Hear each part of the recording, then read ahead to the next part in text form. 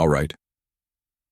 Here's an expanded version of Part 1 in simple, engaging English, around 450 words, written in third person and designed to be interesting and easy to follow. I've avoided any harsh or inappropriate language while keeping the tone respectful and powerful.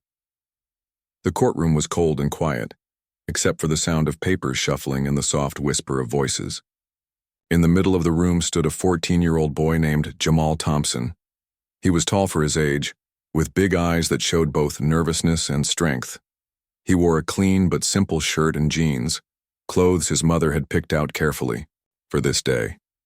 This was only his second time in court, and he didn't understand most of what was going on. All he knew was that he was being treated like someone much older, like a criminal, just for taking a few snacks from a corner store. Sitting high above him was Judge Richard Harlan, a man known across the county for being strict and unemotional. His face rarely showed warmth, and when he spoke, people listened, not always because they respected him, but because they feared how he might react. On that morning, the judge looked down at Jamal and saw not a scared teenager, but just another kid making excuses. Jamal tried to explain himself. He said he was hungry, that there wasn't much food at home, and he hadn't meant to steal.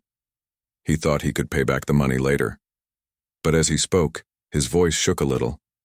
He paused, searching for the right words that felt too big for someone his age to handle inside a grown-up courtroom. Then it happened. Judge Harlan leaned forward slightly, gave a thin smile, and said in a mocking tone, "You sure you can read that statement, son? Maybe we should get you a picture book instead." A few people in the courtroom let out small laughs. Others looked away, uncomfortable. Jamal's face turned red. He wanted to disappear. The judge's words weren't just unfair. They were cruel. They made him feel smaller, dumber, and unworthy. But Jamal didn't cry. He didn't shout. He stood still, held his breath, and tried to keep his head up. Inside, though, something changed. He promised himself he wouldn't let one man's disrespect define who he was. Outside the courtroom, no one knew what had just happened. But soon, someone would, and it would change everything. Let me know if you'd like me to continue with Party 2 in the same style. Sure, here's the expanded version of Part 2 in simple, clear English, around 450 words, written in an engaging and easy-to-read style, in third person. No harsh language or inappropriate content, just powerful storytelling. The courtroom had gone silent after the judge's words, but outside, something was already beginning to grow. A quiet storm. Unseen by most, a young intern working in the courthouse had been recording the hearing as part of a legal training project. The video wasn't meant for the public, it was just for learning. But when she watched it later that night, she couldn't stop thinking about what she'd seen. Jamal's face, his voice, the way he tried so hard to be heard, and the judge's smirk, like none of it mattered. She showed the clip to a close friend who worked with youth justice programs. Her friend was stunned. "This has to be seen," he said. They didn't post it right away. They wanted to make sure they were doing the right thing, for Jamal, not for attention. Slowly, the video began to move. First, it was shared among teachers and community leaders. Then, civil rights groups saw it. People started talking, not just about what the judge said, but about how often kids like Jamal were treated unfairly in courtrooms across the country. On social media, things heated up fast. Someone added subtitles to the clip so every word could be read clearly. Another person turned it into a short video with music behind it. Soon, the video spread like fire on dry grass. Thousands watched, then hundreds of thousands. People were angry, not just at the words, but at how normal it seemed to some. Others were impressed by Jamal. He hadn't shouted, he hadn't broken down. He stood tall, even when someone tried to make him feel small. Support messages started coming in. Some were from strangers offering help. Others were from lawyers, educators, and grown men who had once been boys like Jamal and knew exactly how it felt to be laughed at instead of understood. Back in school, Jamal didn't know what was happening online. He just kept going to class, trying to focus. But his best friend finally told him, "Man, you're famous." When Jamal saw the video for the first time, he didn't feel proud. He felt pain all over again. But something else came with it too. Strength. He realized his story wasn't just his anymore. It belonged to everyone who had ever been treated unfairly just because of how they looked or where they came from, and now the world was watching, of course. Here's part 3 expanded into a 450-word, engaging third-person story, written in simple and clear English, designed to keep readers interested without using any harsh or inappropriate language. Jamal tried to act like everything was normal. He went to school, did his homework, and helped his mom around the house. But deep inside, things felt different. The video had changed something, not just for him, but for everyone around him. His teachers looked at him differently. Some of his classmates started treating him like he was someone special. But Jamal didn't want fame or attention. He just wanted to be treated fairly. His mother, Lisa Thompson, saw the change in her son. She was a nurse who worked long hours at the hospital, always making sure Jamal had what he needed. When she finally saw the video, she cried. Not because she was surprised. She already knew what it felt like to be judged unfairly, but because it hurt to see her child go through the same pain. She talked to Jamal late that night. "You don't have to fight this battle alone," she told him gently. "There are people who can help." The next morning, she called a lawyer she had heard about on the news, a woman named Angela Brooks, who had spent years working on cases involving young people treated unfairly by the justice system. Ms. Brooks listened carefully as Lisa explained what happened. She promised to help. At first, Jamal wasn't sure he wanted to get involved. He didn't want to be seen as a problem or cause trouble. But then something changed. One afternoon, while scrolling through his phone, he saw comments from people all over the country. Some were angry, others were kind.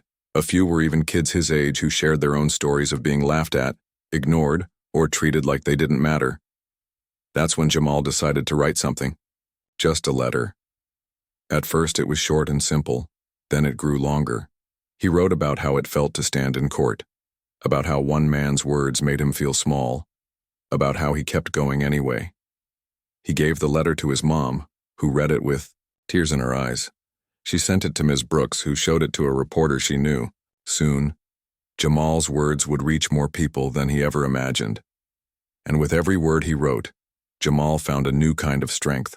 Not the kind that shouts, but the kind that speaks up when it really matters. Absolutely. Here is the expanded version of Part 4, written in simple, clear English, around 450 words, in an engaging third-person style. It avoids any harsh or inappropriate language while keeping the story powerful and easy to read. The letter Jamal had written didn't just sit on someone's desk, it flew. Within days, it was posted online, shared by news websites, teachers, and even celebrities. People were touched by how calmly and clearly Jamal had described what happened. He didn't shout or blame, he simply told the truth, and that made his voice even stronger. Thousands of people began talking about what happened in that courtroom. On social media, posts with hashtags like Justice for Jamal and Our Words Matter started trending. Some people sent messages directly to Jamal's school, asking how they could support him. Others reached out to his lawyer, offering help, books, even money for his future education. At first, Jamal wasn't sure how to feel. He had never asked for attention, but seeing so many people care gave him a strange kind of comfort. For once, he didn't feel alone. Back in the small town where everything began, things were starting to change too, slowly but surely. Some teachers at Jamal's school organized a lunchtime meeting where students could talk about fairness, respect, and how words can hurt more than people think. More kids showed up than anyone expected. Meanwhile, local leaders began receiving calls and emails from people outside the town. A radio host from another city did a full show on how teens are treated in courtrooms. A college professor wrote an article using Jamal's case as an example of why the justice system needs to treat young people with care, not cruelty. Then came the biggest surprise. Jamal got a message from a law student who had grown up in a neighborhood just like his. She invited him to join a youth leadership program, one that helped young people learn about the law, their rights, and how to speak up when something isn't right. Jamal said yes without hesitation. His mother watched. Allo. Of course. Here's part 5 expanded into a 450-word engaging story, written in simple, clear English, in the third person, keeping the tone interesting and respectful. No harsh language or inappropriate content, just powerful storytelling. When might. Judge Harlan saw the storm he had caused. He knew he couldn't ignore it. At first, he tried to pretend it was just another case that had gotten too much attention. But as the video replayed on news channels and his name filled headlines, he realized this wasn't going away. Behind closed doors, the judge wrestled with his own feelings. He had spent decades on the bench believing he was fair and firm, but not cruel. Yet watching the clip again, hearing his own words, something felt wrong. He remembered his childhood. Not rich, not easy, full of people who had looked down on him because he came from nothing. He had sworn never to let anyone see him as weak. That's why he became so strict, so strong, or at least that's what he told himself. Still, he couldn't shake the image of Jamal standing there, trying his best, only to be laughed at. One evening, after another long day in court, Judge Harlan picked up the phone and called someone he hadn't spoken to in years, a retired judge who used to mentor him. They talked for over an hour. The older man didn't scold him, but he asked one important question. Do you want to be right, or do you want to be better? Those words stayed with Harlan long after they hung up. The next morning, he made a decision that surprised everyone. Instead of issuing a cold statement through his lawyer or ignoring the calls for his resignation, he requested a private meeting with Jamal and his mother. No cameras, no reporters, just them. Jamal and his mom were shocked when they got the message. At first, they weren't sure if it was real. Some people warned them it was just a trick. Others said it was a chance to make things right. After talking with their lawyer, they agreed to go but stayed cautious. In a small room inside the courthouse, Jamal sat across from the man who had once made him feel invisible. This time, there was no gavel, no uniform, just two people and a lot of silence. Judge Harlan cleared his throat. I'm not here to make excuses, he said. What I did was wrong. I hurt you, and I embarrassed you in front of others. That's not justice. That's not leadership. Jamal listened quietly. His mother watched closely. I know I can't. Take back my words, Harlan continued, but I want to learn from this and I want to help fix what I broke. It wasn't magic, it wasn't instant forgiveness. But in that quiet room, something changed. Not everything. Not yet. But enough to show that even those in power could choose to listen and grow. Of course. Here is part 6 expanded into a powerful 450-word story, written in simple, clear English, in the third person, designed to be engaging and easy to follow. No harsh language or inappropriate content, just real emotions and a meaningful turning point in Jamal's journey. After the meeting with Judge Harlan, something inside Jamal had shifted. He didn't know if he could forgive the man completely, not yet, but he knew one thing. His voice had power, and he wasn't afraid to use it anymore. A few days later, he sat at the kitchen table with his mother beside him, staring at his laptop screen. An editor from a big newspaper had reached out after seeing everything that happened. They wanted him to write an article, something personal, something honest. At first, Jamal hesitated. Writing letters was one thing. Sharing his story with millions, that felt like stepping into a whole new world. But his mom gave him a gentle push. You don't have to say everything, she said. Just say what matters. So he began typing. Slowly at first, then faster as the words came. He wrote about standing in court, about the judge's mocking words, about how he'd tried not to cry, how he'd walked out with his head up even when he felt small. He wrote about his fear, but also about his hope, that no kid would ever feel that way again in a courtroom.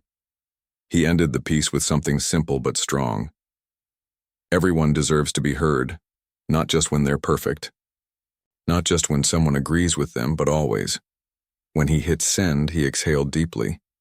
It was done. The next morning, the article was published on the newspaper's website. Within hours, it began making rounds online. Teachers shared it with students.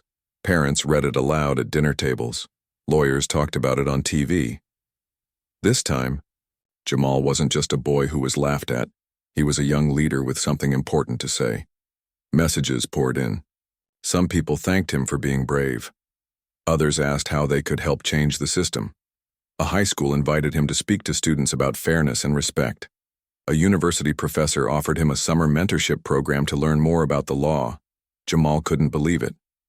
All this started with a moment that made him feel powerless, and now he was helping others find their strength. One of the most surprising messages came from a teen in another state. The boy wrote, "I thought nobody cared when grown-ups treated us like we don't matter, but you showed me that we do." Jamal read those words over and over, and for the first time he truly believed them. Not just for others, but for himself too. Of course. Here's part 7 expanded into a powerful 450-word story, written in simple, clear English, in the third person, and designed to be engaging and meaningful. It continues Jamal's journey with respect, emotion, and inspiration, without any harsh or inappropriate content. The changes started small but grew fast. Jamal's story had touched something deep in people, not just anger but hope. Across the country, more students began speaking up about how they were treated in school discipline meetings and courtrooms. Teachers shared stories of kids being punished more often for the same mistakes as others. Parents demanded answers, and lawmakers began to listen. Soon, Jamal was invited to speak at a state hearing about youth justice. At first, he felt nervous standing in front of so many grown-ups in suits, but once he started talking, his voice grew stronger. He told them how it felt to be laughed at when you're trying your best, how one moment can make a kid feel like he doesn't belong, but also how support from strangers and even from someone who made a mistake can help turn pain into purpose. His words hit hard. A few lawmakers asked him questions. Others simply nodded, clearly moved. By the end of the meeting, one senator stood up and said, "This young man has reminded us why we must do better. Not someday. Now." Back home, things were changing too. The judge who had mocked Jamal didn't return to the courtroom after that day. Instead, he quietly retired early. Some people thought he was running away, but those who knew the truth saw it differently. He had chosen to step aside so real change could happen. A new judge took his place, someone known for fairness and care when dealing with young people. Jamal's case became part of her training program for court staff on how to treat teenagers with dignity. She even invited Jamal to share his experience with new officers and lawyers. But the biggest surprise came from the town itself. Schools started holding meetings where students could talk openly about respect and fairness. A group of teachers created a new class called Voices Matter, teaching kids how to express themselves and stand up for what's right. Jamal kept going, to school like always, but now when he walked down the halls, people smiled at him. Some shook his hand. Others just said thank you. He never asked for any of this attention. He only wanted to be heard. And now, not only was he being heard, he was helping others find their voices too. Of course, here is part 8, the final and inspiring conclusion to Jamal's story, written in simple, engaging English, around 450 words, in third person. It's uplifting, respectful, and designed to leave a powerful, lasting impression without any harsh or inappropriate content. Years passed, and Jamal grew into a young man who never forgot where he came from. He stayed close to his mother, worked hard in school, and kept speaking up for others who felt like no one was listening. His journey had started with pain, but it ended with purpose. He graduated high school with honors, giving a speech at his graduation about courage, change, and how even small voices can make big waves.